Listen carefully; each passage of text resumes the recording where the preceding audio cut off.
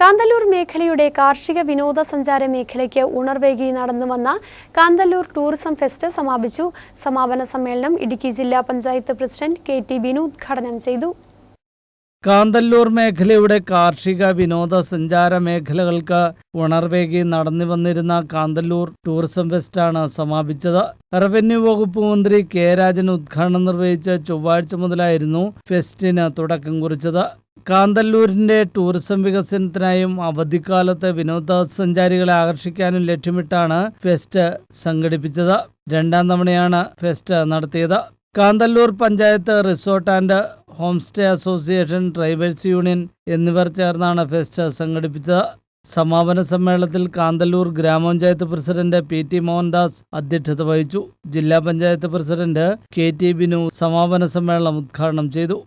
Udumalpet MLA. K. Radhakrishnan മുഖ്യ അതിഥിയായി.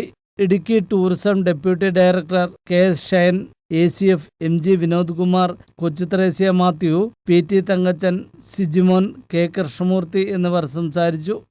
News bureau, Marayur.